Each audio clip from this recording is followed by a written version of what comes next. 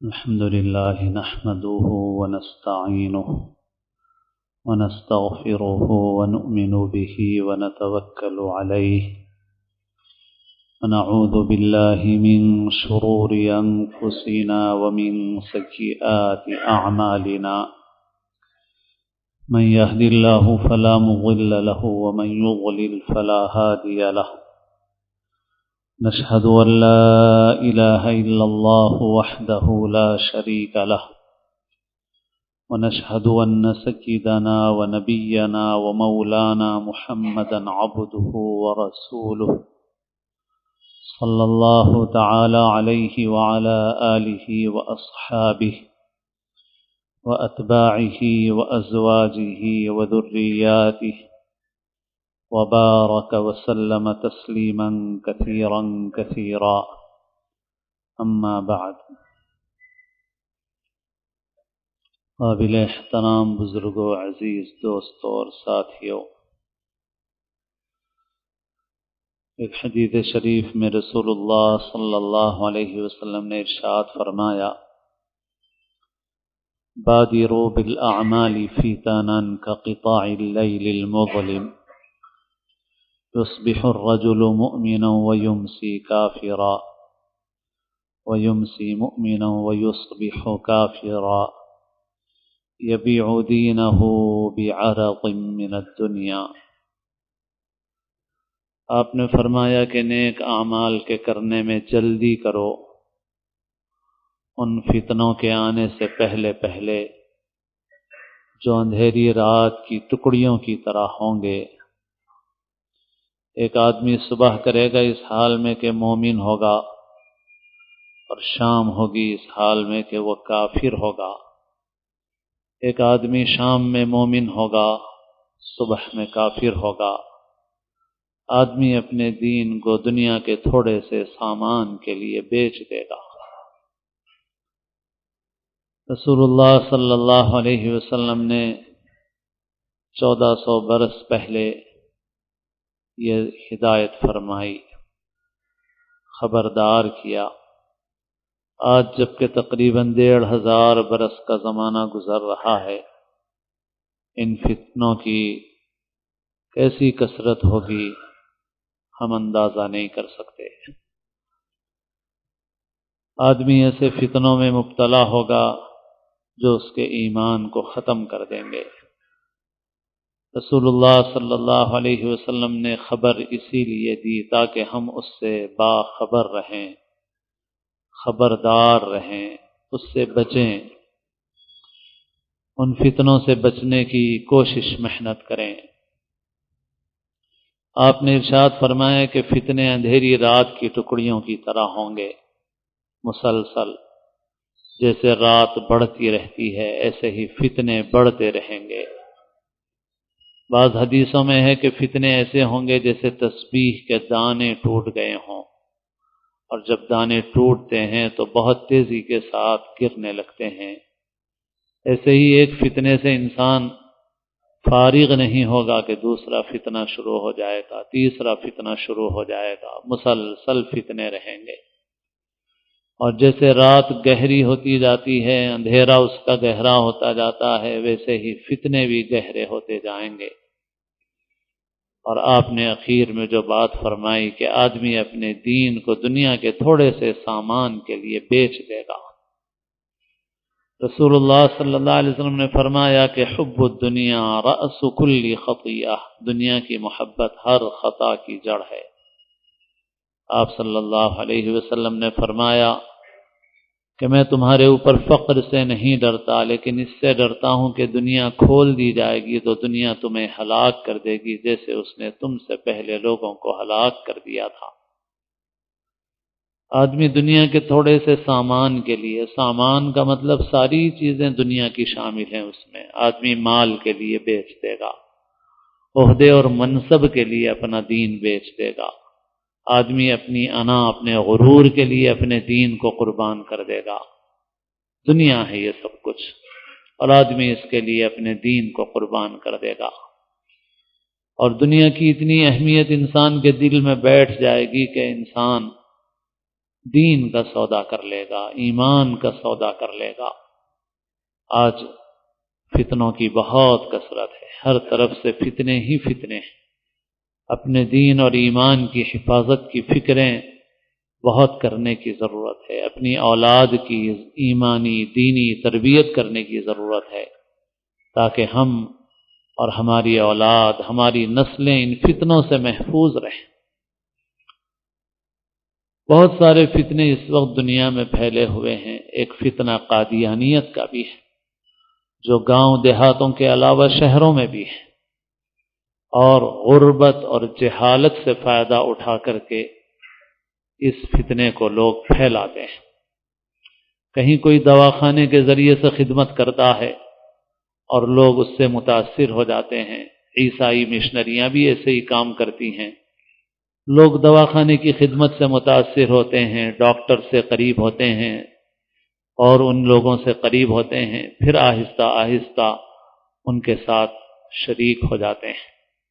بعض جگہوں پر معلوم ہوا کہ کرانے کی دکانیں ہیں ان لوگوں کی، اور وہ ادھار سودا دیتے ہیں، اور جو لوگ تنگ دست ہیں وہ سودا خرید کے لے جاتے ہیں، اور سودا قرضہ ان کے اوپر چڑھ جاتا ہے، اور پھر اس سے فائدہ اٹھاتے ہوئے وہ ان کو اپنے سے قریب کر لیتے ہیں، اور جب لوگ ان کے ساتھ اٹھتے بیٹھتے ہیں، کھاتے پیتے ہیں، دعوتوں میں شریک ہوتے ہیں، تو پھر ان کے عقیدے کی جو خرابی ہے وہ دل سے نکل جاتی ہے، اور خرابی بھی نکل گئی تو ایمان ختم ہو گیا۔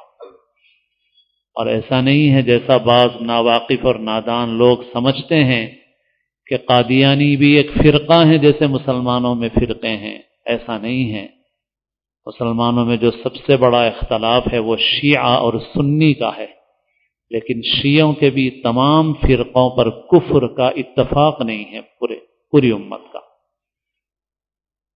گمراہ تو کہا جاتا ہے، لیکن کفر پر پوری امت متفق نہیں ہے کہ سارے فرقے شیعوں کے کافر ہیں، ایسا نہیں ہے۔ حالانکہ ان کی گمراہی بہت سخت ہے، اس کے باوجود بھی ان کے کفر پر اتفاق نہیں ہے۔ لیکن قادیانی وہ ہیں جن کے کفر پر پوری امت متفق ہے، پوری امت متفق ہے۔ کیونکہ جو اختلافات ہمارے درمیان میں ہیں، جیسے کوئی دیوبند کا اختلاف، بریلی کا اختلاف، اہل حدیث کا اختلاف، مقلدین کا اختلاف، یہ جو اختلاف ہیں ان سب اختلاف کے رکھنے والوں کا ایمان محمد الرسول اللہ صلی اللہ علیہ وسلم کی ختم نبوت پر ہے کہ آپ آخری نبی ہیں، آپ کے بعد دنیا میں کوئی نبی آنے والا نہیں ہے، کسی قسم کا نبی آنے والا نہیں۔ بلکہ بڑے بڑے اختلافات کے باوجود بھی اس سے آگے صحابہ کرام سے محبت اور عقیدت بھی ہے ان سب کو، چاہے اختلاف کتنے ہی ہوں۔ لیکن قادیانی وہ ہیں جو یہ کہتے ہیں کہ محمد رسول اللہ صلی اللہ علیہ وسلم آخری نبی نہیں ہیں، آپ کے بعد نبوت کا سلسلہ جاری ہے۔ کون ہے آپ کے بعد نبی؟ تو کہتے ہیں غلام احمد نبی ہے۔ کلمہ لکھتے ہیں تو لوگ دھوکہ کھا جاتے ہیں کہ بھئی یہ بھی کلمہ گو بھائی ہیں، کلمہ گو ساتھی ہیں، ان کے پاس بھی کلمہ لکھا ہوا ہوتا ہے، بلکہ وہ بہت نمایاں لکھتے ہیں کلمے کو، تو لوگ دیکھ کے سمجھتے ہیں کہ بھئی ان کے پاس بھی تو ہمارا ہی کلمہ لکھا ہوا ہے، وہ بھی تو لا الہ الا اللہ محمد الرسول اللہ پڑھتے ہیں، مگر ان کے نزدیک محمد الرسول اللہ میں محمد سے مراد صلی اللہ علیہ وسلم، نعوذ باللہ وہ حضور کو نہیں لیتے، غلام احمد کو مراد لیتے۔ وہ یہ کہتے ہیں کہ نعوذ باللہ حضور کی ذات اتر آئی ہے غلام احمد میں، والعیاذ باللہ، ایک ایسے شخص میں جس کا کیریکٹر بھی اچھا نہیں۔ اس کے متعلق اگر گفتگو ان لوگوں سے کی جاتی ہے تو سب سے پہلے کیونکہ نبوت کی تو دلیل مانگی ہی نہیں جاتی، کیونکہ نبوت کی دلیل مانگنا بھی امام ابو حنیفہ رحمۃ اللہ علیہ فرماتے ہیں کفر ہے۔ کیونکہ اگر آپ نے دلیل مانگی، کسی نے نبوت کا دعویٰ کیا، آپ نے پوچھا دلیل کیا ہے، تو اس کا مطلب یہ ہے کہ ہم سمجھ رہے ہیں کہ امکان ہے کہ کوئی نبی آ سکتا ہے، اور یہ سمجھنا بھی کفر ہے۔ محمد رسول اللہ صلی اللہ علیہ وسلم کے بعد اب کوئی نبی آنے والا نہیں، اس لیے دلیل پوچھنا بھی کفر ہے۔ تو ان سے تو گفتگو کی جاتی ہے کہ اسے ایک اچھا انسان ثابت کر دو ہمارے سامنے کہ اچھا انسان ہے، اور خود انہی کی کتابوں سے یہ ثابت ہے کہ وہ ایک اچھے کیریکٹر کا انسان بھی نہیں تھا وہ، لیکن لوگ اس کے پیچھے بھی چل پڑے۔ اللہ کے رسول صلی اللہ علیہ وسلم کے اس ارشاد کی صداقت معلوم ہوتی ہے کہ ایسوں کے پیچھے بھی لوگ چل پڑے ہیں، اور پھر دشمنوں نے ان کی مدد کی، ان کو پورا تحفظ فراہم کیا، ان کو مالی اعتبار سے ان کا ساتھ دیا، اور وہ چاہتے ہی ہیں کہ دنیا میں اس طرح کا فتنہ پھیلے، ہمارے شہر میں بھی ہیں۔ لیکن جیسے میں نے کہا کہ لوگوں کی جہالت اور غربت سے فائدہ اٹھا رہے ہیں۔ ہماری بھی ایک بہت بڑی کمی ہے، وہ یہ ہے کہ ہم کو رفاہی جو کام کرنے ہیں وہ نہیں کر رہے ہیں ہم۔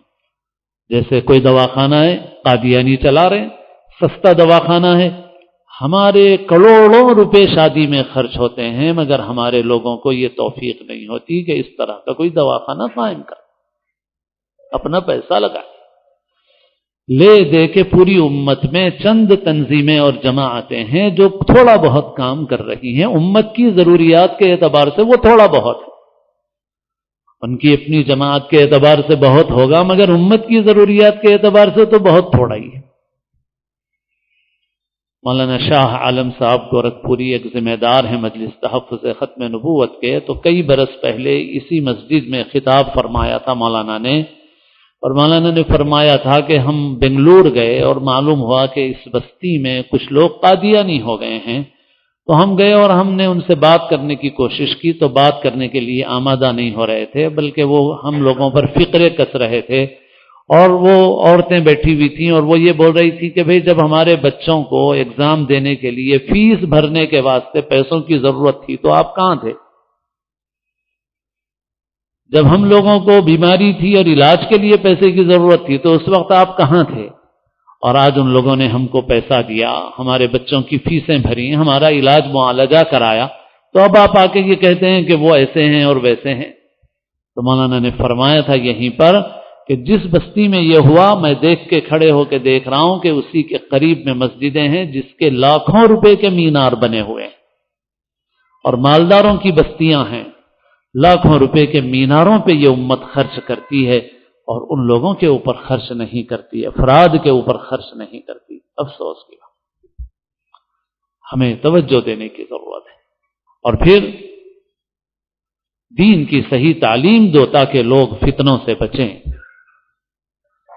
اور اس وقت دنیا میں ان کو سپورٹ کیا جا رہا ہے، ہمارے پڑوسی ملک میں بھی بہت اونچی سطح پر اس کی کوشش ہو رہی ہے کہ ان کو سپورٹ کیا جائے، کیونکہ وہ ختم نبوت کے منکر ہیں، اور وہ چاہتے ہی ہیں کہ یہ اس امت کا دین برباد ہو جائے۔ وَدُّوا لَوْ تَكْفُرُونَ كَمَا كَفَرُوا فَتَكُونُونَ سَوَاءً، ان کی تو دلی تمنا ہے کہ تم بھی کفر کرو جیسے انہوں نے کفر کیا، تاکہ تم وہ برابر ہو جاؤ، وہ تو چاہتے ہی ہے۔ اور اسی طرح سے ایک فتنہ ہمارے پاس ایک پیدا ہو گیا، بالکل اسی قسم کا، شکیل بن حنیف کا فتنہ۔ وہ بھی ایک معمولی سا شخص تھا، دہلی میں رہتا تھا، ایک مسجد میں بھی رہنے لگا، وہاں اس نے ایسے ہی دعوے شروع کیے، لوگوں نے اس کو مارا پیٹا، بہت پٹائی کر کے وہاں سے بھگایا، پھر دشمنوں نے اس کو اپنی تائید دی، اور وہ اورنگ آباد میں اپنا مرکز بنا کے وہاں بیٹھا ہوا ہے، اور لوگ اس کے فتنے کا شکار ہو رہے ہیں۔ عجیب و غریب بات ہے، اتنی بے بنیاد اور کمزور چیزوں کو بھی لوگ قبول کر لیتے ہیں، اور وہ شکیل بن حنیف کا فتنے کا جو لوگ شکار ہو رہے ہیں وہ اچھے خاصے دیندار قسم کے نوجوان ہیں، اور ان سے وہ ان کے ایجنٹ، شکیلی ایجنٹ یہ کہتے ہیں، برین واشنگ کرتے ہیں، ان کو یہ بتاتے ہیں کہ وہ جس کا وعدہ کیا گیا تھا وہ مسیح یہی ہے، شکیل بن حنیف وغیرہ وغیرہ، اور پھر یہ تاکید کرتے ہیں کہ تم علماء سے مت پوچھو، مولانا لوگوں سے مت پوچھو، ان سے مت پوچھو، ہم جو بتا رہے ہیں یہ مطلب صحیح ہے، ان سے پوچھنے کی کوئی ضرورت نہیں ہے۔ چنانچہ جو لوگ اس فتنے کا شکار ہوتے ہیں، جب ان سے بات کرنے کی کوشش کی جاتی ہے تو وہ علماء سے بات ہی نہیں کرنا چاہتے، کیونکہ ان کی برین واشنگ ہو گئی، ذہن سازی ہو گئی ہے کہ تم کو علماء سے نہیں ملنا۔ اور عام لوگوں میں بھی اگر کوئی آدمی حضرت عیسیٰ علیہ السلام کی حیات اور وفات پر گفتگو کرنے لگے تو آپ سمجھ لیجئے کہ یہ قادیانی ہوگا۔ قادیانی اپنی گفتگو پہلے اسی طرح سے شروع کرتے ہیں، مرزا غلام احمد کی بات نہیں کرتے، وہ وہ کہتے ہیں کہ حضرت عیسیٰ آسمان پر اٹھا لیے گئے ہیں یا ان کی وفات ہو گئی ہے. تو جب کوئی ایسی گفتگو کرنے لگے تو عام آدمی یہ کہے کہ بھائی مجھے تو قرآن ہی پورا سمجھ کے پڑھنا نہیں آتا، کسی عالم کے پاس چلو، ہم بحث نہ کریں. اور بھی دینی مسائل میں بغیر علم کے بحث حجت نہیں کرنا چاہیے. لے کے چلو ایک عالم کے پاس. ایک ایسا ہی شخص، اس کو ایک آدمی کہہ رہا تھا اسی طرح کی باتیں، تو وہ لے کر کے ایک بڑے عالم کے پاس جو اسی میدان میں کام کرنے والے تھے ان کے پاس پہنچا کہ بھئی یہ شخص مجھ سے اس پر گفتگو کر رہا ہے. تو انہوں نے کہا کہ بھئی حضرت عیسیٰ علیہ السلام آسمان پر اٹھا لیے گئے یا ان کی وفات ہو گئی، اس سے تجھے کیا لینا دینا ہے؟ تجھے تو حضرت عیسیٰ کا ترکہ تو نہیں ملنے والا ہے اگر ان کی وفات ہو گئی ہے تو اس وجہ سے اس گفتگو کو چھوڑ دے، جہاں بہت بعد میں آنے والا ہے تو وہاں پہلے ہی آ جا.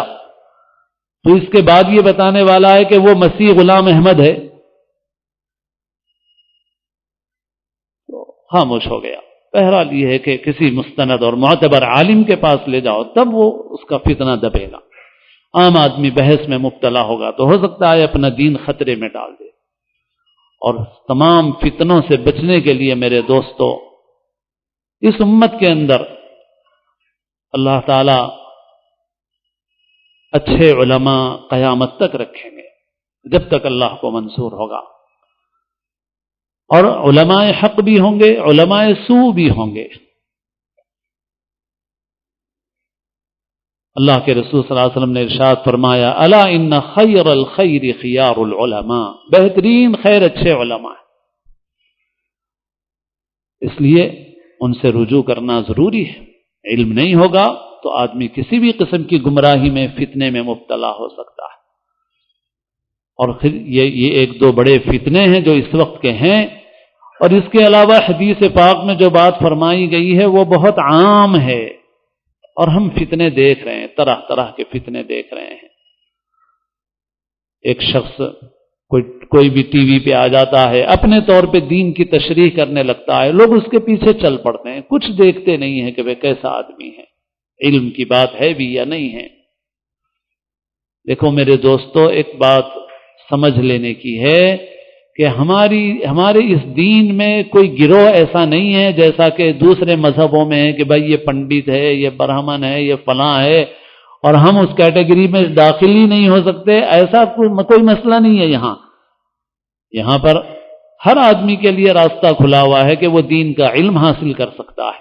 مگر یہ مطلب بھی نہیں ہے کہ بغیر دین کا علم حاصل کیے ہر آدمی قرآن حدیث پہ گفتگو کرنے لگے، دین پہ گفتگو کرنے لگے بغیر صلاحیت پیدا کیے. ہم کہتے ہیں یہاں راستہ کھلا ہوا ہے، جو چاہے آ کے داخلہ لے لے. ہمارے اطراف میں ایسے لوگ موجود ہیں جو نو مسلم ہیں یا ان کے باپ نو مسلم تھے، آج وہ حافظ ہیں، عالم ہیں، امام ہیں، اپنے علاقے کے رہبر بنے ہوئے ہیں. تو یہاں تو کوئی راستہ بند نہیں، مگر یہ کہ آپ علم حاصل نہ کریں اور آپ عالم بن جائیں، آپ اپنی طرف سے تعبیر تشریح کرنے لگیں، مطلب بیان کرنے لگیں تو فتنے پیدا ہو جائے طرح طرح کے. میں کبھی کبھی اہل حدیث بھائیوں سے بھی کہتا ہوں کہ جو اہل حدیث یہ کہے کہ میں علماء کو فالو کرتا ہوں، آپ کے علماء کو نہیں ہمارے علماء کو فالو کرتا ہوں، تو پھر بھی غنیمت ہے.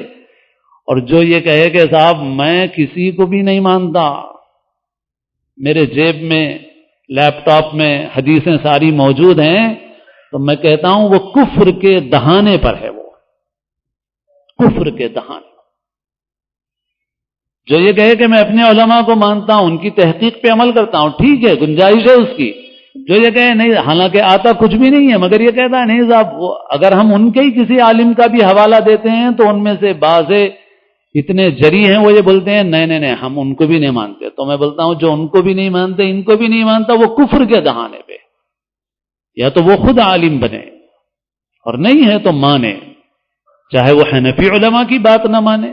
لیکن جو کہتا ہے نہیں حنفی علماء کی بھی نہیں مانتا، شافعی کی بھی نہیں مانتا، ان کی بھی نہیں مانتا، تو پھر وہ تو خطرناک اسٹیج پہ ہے وہ.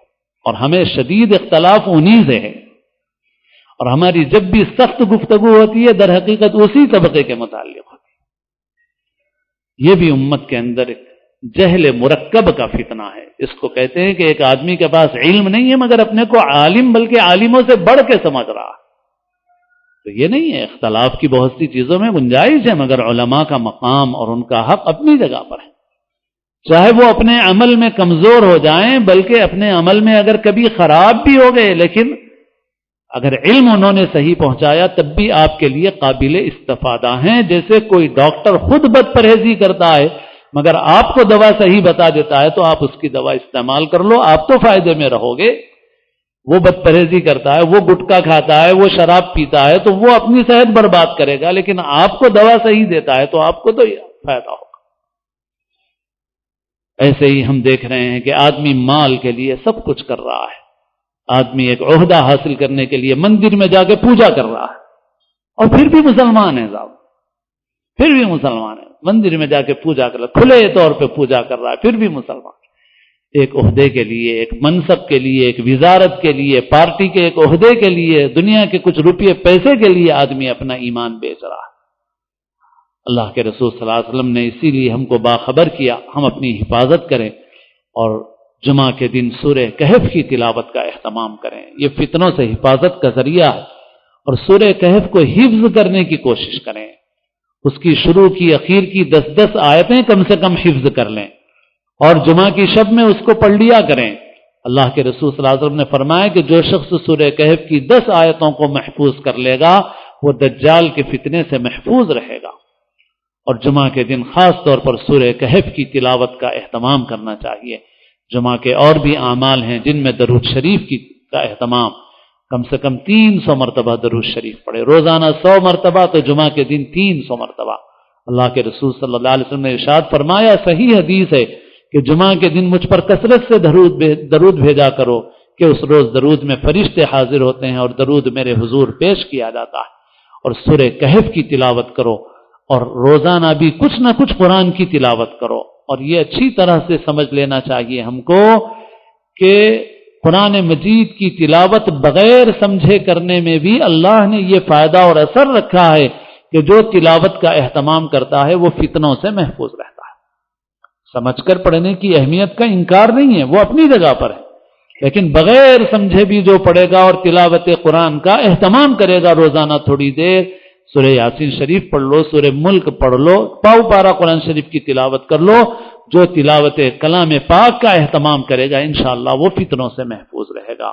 قرآن مجید کی تلاوت، سورہ کہف کی جمعہ کے روز تلاوت، اور جو ہے حلال کمائی کا اہتمام، اور امر بالمعروف اور نہی عن المنکر کا اہتمام، اچھی باتوں کا حکم دینا، بری باتوں سے روکنا، یہ وہ اعمال ہیں جو فتنوں سے بچانے والے ہیں۔ اور ان کو چھوڑنے سے، حرام کمائی سے، امر بالمعروف نہی عن المنکر چھوڑ دینے سے اللہ تعالیٰ دلوں کو خلط ملط کر دیتے ہیں، حدیث میں ہے۔ یہ وہ اعمال ہیں کہ جن کی وجہ سے اگر ان کا اہتمام کرے آدمی تو ایمان کی حفاظت رہتی ہے، ورنہ ایمان کے لیے خطرات پیدا ہوتے ہیں۔ اللہ تعالیٰ ہماری ہر قسم کے فتنوں سے اللہ ہماری اور ہماری اولادوں کی، ہماری نسلوں کی حفاظت فرمائے۔